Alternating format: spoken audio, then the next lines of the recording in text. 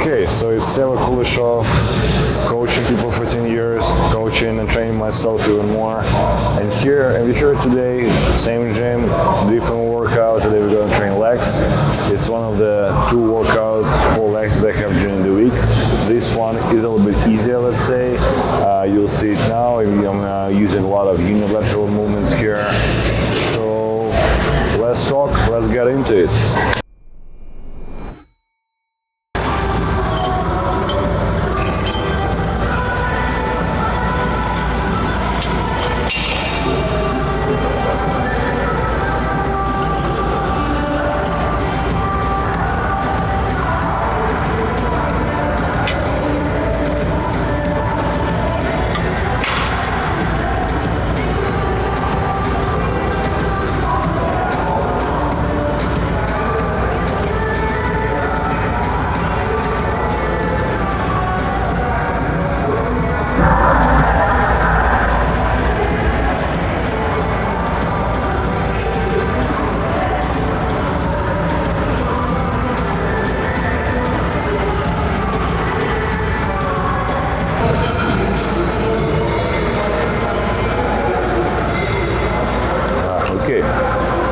So today is how I call it, legs A. So today is mostly unilateral movements, and it's kind of easier day comparable to another leg day that I have. And legs are really the most important and, let's say, less enjoyable, but most important body part for me, especially because of the thing that I have with my leg, right? I was always kind of struggling with this, limping, like all this stuff, because my leg is handicapped. So when I came to the gym first time, my first reason to come to the gym was not to get a bigger biceps or bigger chest. I wanted to grow my legs, to kind of prove that even with my shitty leg, I still can train legs and I can grow legs. And I think that it is kind of my, at least for me, it's kind of signature for me, because I think my legs are pretty decent comparable to the injury that I have. And yeah, that's why every leg day for me is a challenge, because it's not the easiest and the pleasant thing for me, because it hurts a little bit. I need to walk around it, but it's always a big responsibility, because I always want to prove myself, first of all, that I can go through this and I can make my legs even bigger. So let's keep warming up.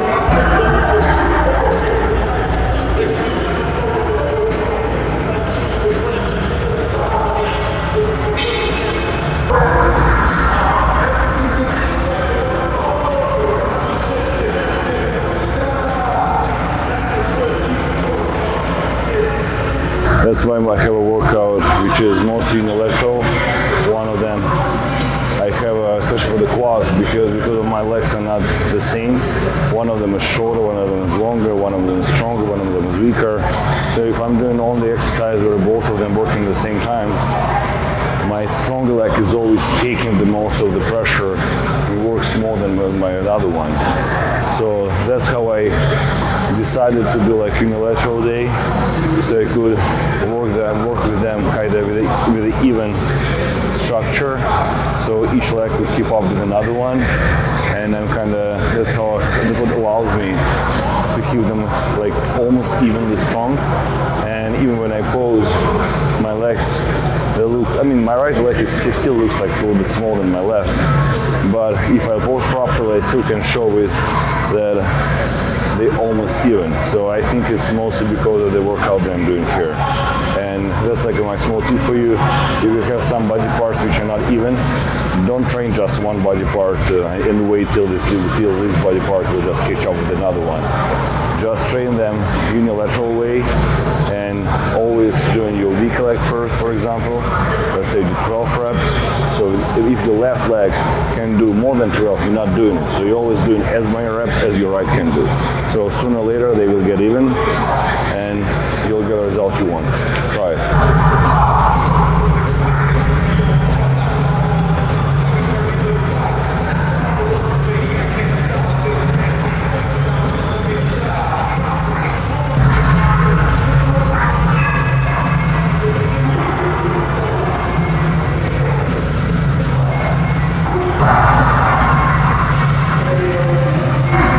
forget to log it.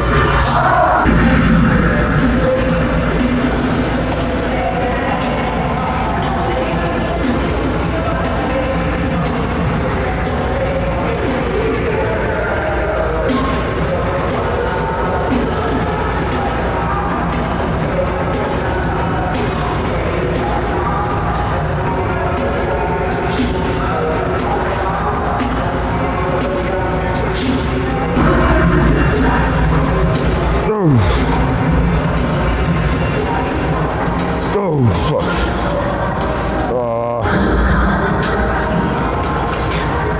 another one.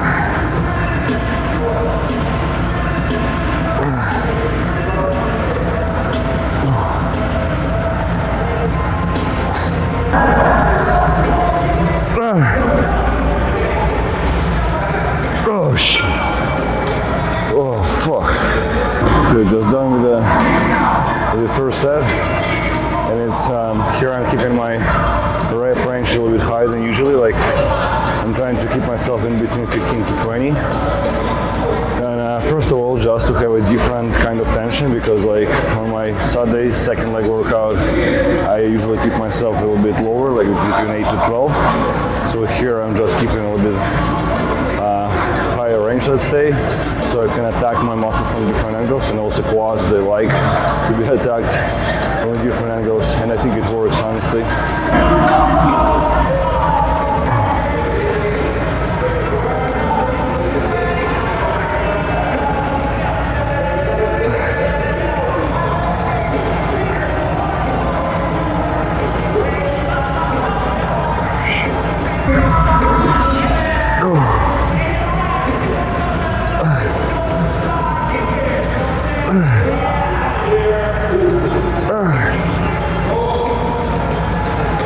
Oh, fuck.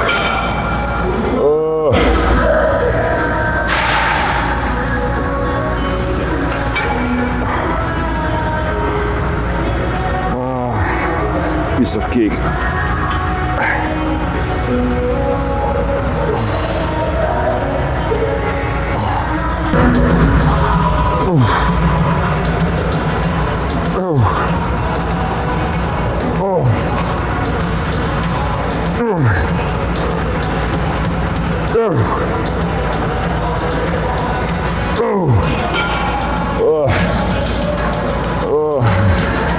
Get an extra weenie today.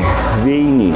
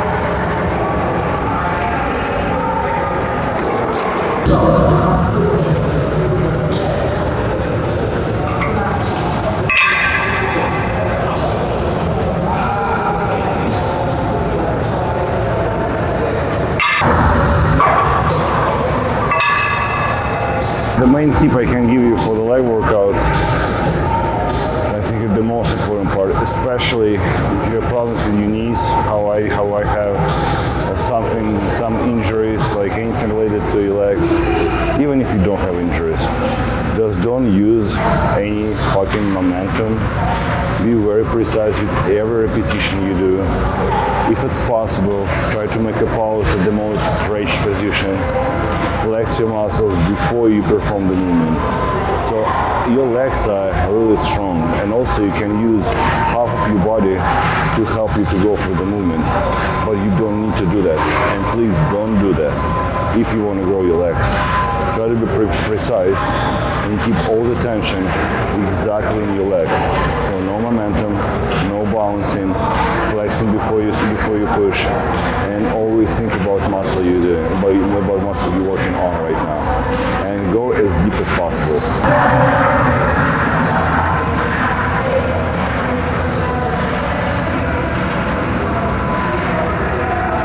Oh shit!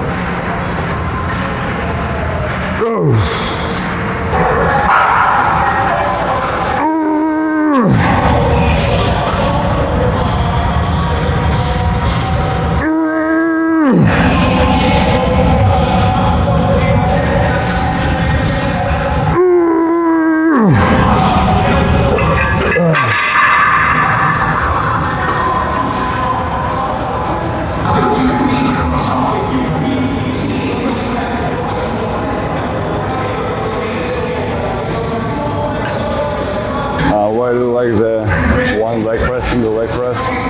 For example, in my case, because of my foot, it's impossible for me to do any patterns or the wide stance leg presses or squats, because I can't push on the outer side of my foot. I can't push here because I technically don't have a thumb on my right foot. I mean, I do have it, but it's just not working. So I always have to place my foot very narrow on all squat pattern movements. So that's why I have pretty good development in my outer side of leg quad, but my inner side was always lacking. It's still lacking, still pretty weak. So when I'm doing one leg press, I can readjust my positioning, so I can open my hip more and rotate myself more to the side. So sitting like this, I can target exactly the inner side of my quad, and because I'm literally opening myself towards the movement. So long story short, it's only one way how I can really push my inner thigh, and that's why it's really growing, because back then I just had a huge gap there between my legs. So you have any kind of the same issues, try to do a single leg press, and it'll help you a lot in your leg development, because if you don't have the inner thigh, even if you have like a good quad from the side, it's not going to look that pretty on you. So you need to full leg development, and single leg press is the right choice for you.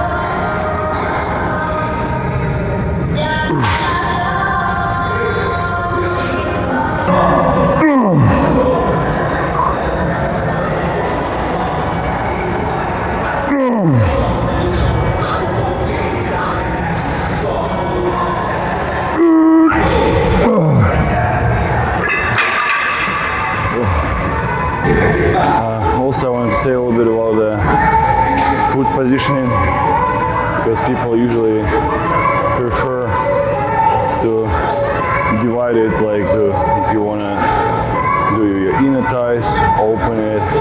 If you want to move wider, if you want to like outer thighs, move them more narrow, etc. So like, especially coaches are trying to move the client's feet so they could hit this certain tissue, the certain part of the quad they wanted to grow. I'm not a believer in it. I think that the foot position is all on you, and how to choose it, and it's very individual. And how to choose it, you need to find the exact foot position for each exercise you do, but not by thinking about, oh, what part of quad I want to target. I don't think it really matters. The positioning should be so comfortable for you, so you could do the full range of motion. When I'm saying full, I'm saying really fucking full. People from the side should look at you and say, wow, I didn't know this guy can do that low. And lower you go, more muscle tissues will be engaged. So find the foot position, you can go as low as you can, which will not hurt you by any means, and with which you can do maximum amount of weight, maximum amount of reps without anything distracting you. And as soon as you'll get this position, aim to go with a full range of motion, with a good controlled speed, and progressively overloading it from time to time, from workout to workout, your legs will grow tremendously everywhere.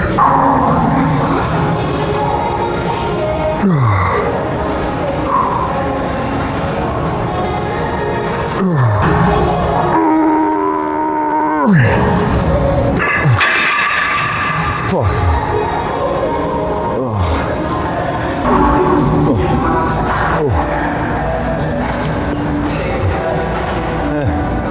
So you know, with your leg workout, you usually have like half of the exercises which are really fucking hard, and when you're done with that, you just okay. Other parts are just a breath of the fresh air. So that's what I'm feeling right now.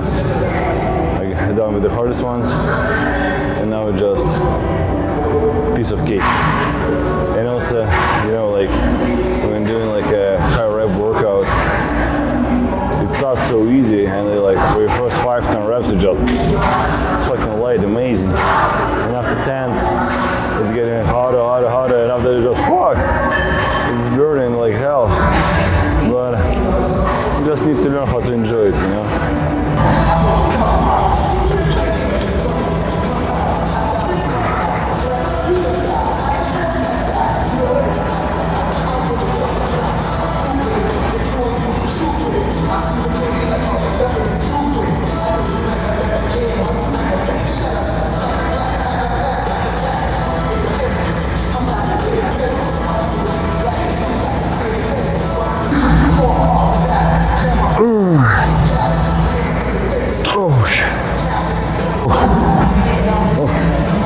So yeah, this was my favorite way of doing the abduction machine so far. As you can see, like I just want you to try it. Extend your legs fully, don't bend them, don't place your feet anywhere, keep them in the air, and push it exactly from your knees, and kind of even twist it a little bit to the side. So you're kind of trying to go from here, not from here, like from here. You just imagine you want to touch each of the sides in the middle. So by extending your legs, like the force you need to put there is going extremely up, and just much heavier. And your abductors working way better. And as soon as I shifted to this position, first of all, I had to decrease my weight tremendously. I started to feel my abductors way better, and they started to grow. So it's like a little tweak. I really recommend you to try it. And as soon as you'll see the difference, I don't think you'll shift back. Try it. Oh fuck. Ooh.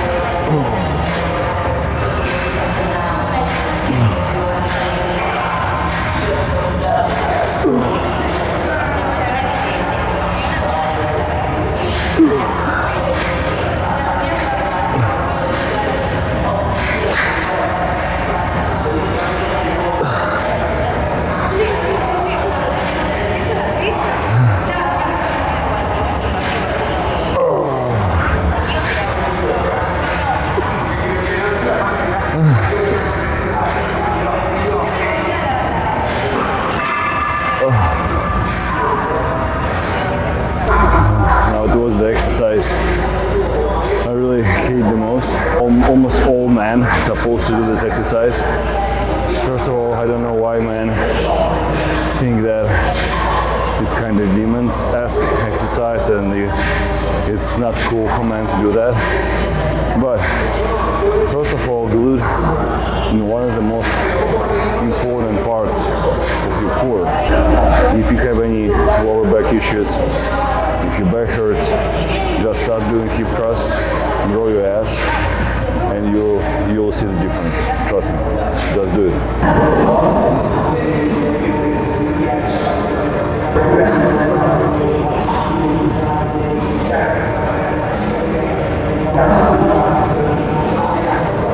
Okay, done with the hip thrust, only 2 sets for it, and now lying leg curls, and I'm using this thing. I'll show you a little later how it works, but just a little bit explanation beforehand. So when you're doing lying leg curls, you always want to keep your hip pushed to the pad, like pressed it into the pad, and don't let it jump when you curl your legs, because if you're doing this, you're just stealing from your hamstrings and you're just using your lower back and calves, and your hamstrings are working less. So to push it and use your hamstring better, you need to squeeze your glutes, you need to press your hip in, and you need to try to move your knees slightly up when you curl. Like imagine you're doing biceps. When you're doing biceps, you're trying to curl and kind of do a little bit of this. So that's what you're doing with the hamstring.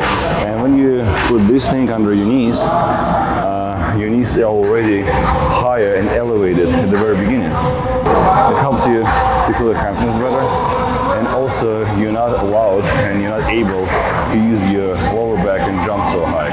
So try it and let me know.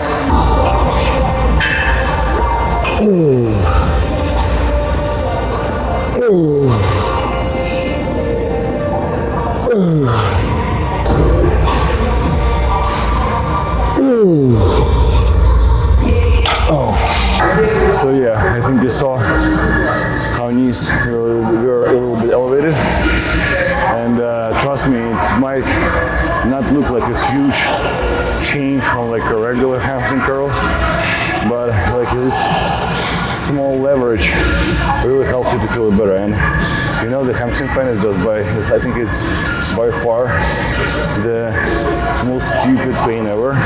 It's like when you're doing like your leg extension or something, it's like just burning. It just feels like somebody just hit with something very heavy to your legs. You just you're on a lay on something. So yes, fucking stupid, painful exercise. But you know, as I already said, if it's not hurting you, if you don't feel this kind of crampy-esque feelings, sensations after the set, you need to do better. Because don't forget, we're not trying to move the weight from point A to point B. We're trying to use our muscles, the exact muscles we want to work with, and nothing else.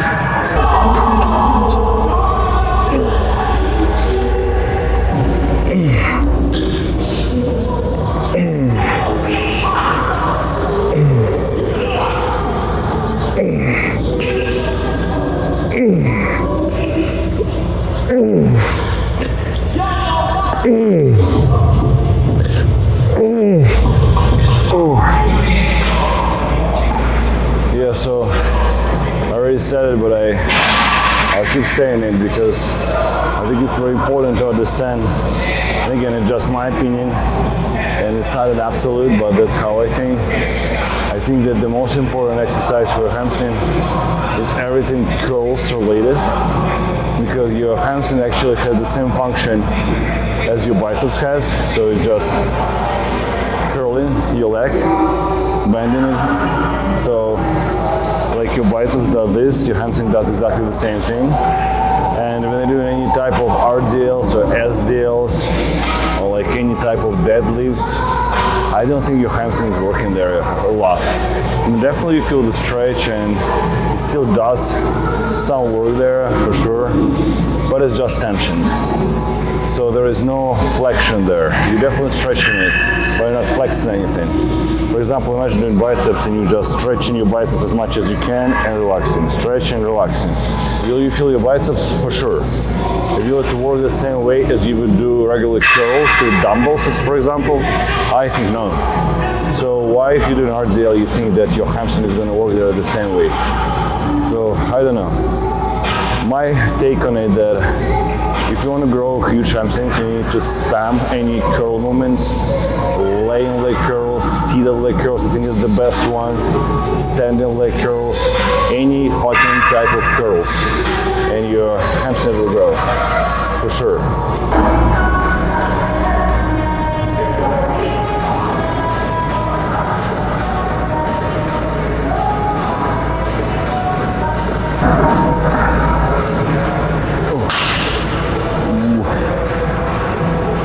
So yeah, this is my calves exercise, combo exercise, because like this is only one case in one exercise where I'm doing only one leg, and I don't think it's applicable to anyone but to me, because as you can see, like this leg is completely, this calf is completely atrophied here. So back then there was nothing here, it was just a bone, because I was born with a club foot. So I'm trying to do something, and I managed to grow at least something here. So imagine it was nothing here at all, it was just a bone, because like I just don't have muscles there, and it's never gonna catch up with my left leg.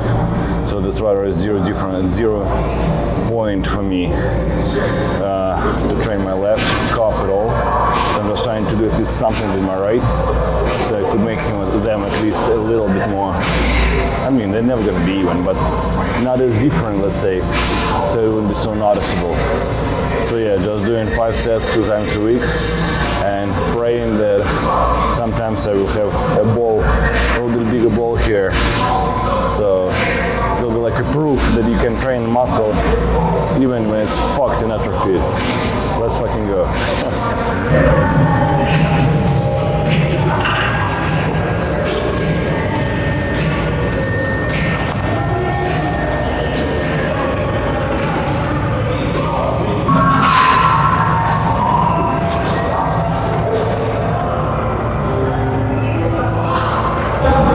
So yeah, as I already said, this is my experiment that I'm gonna run. I'm already running like maybe for a couple of weeks-ish, and I'm about to run it for, I'm planning to run it the whole bulking season. And the experiment is just to do side delts every day. Not every day, 6 days a week, each time I'm working out. So when it's like my push days, 2 of my push days, I'm just doing my regular 8 to 12, 8 to 14 rep range for side delts, 4 sets. And other days, my pull days and my leg days, I'm doing also 4 sets with a higher rep range, between 12 to 20, and with full range of motion like we just saw.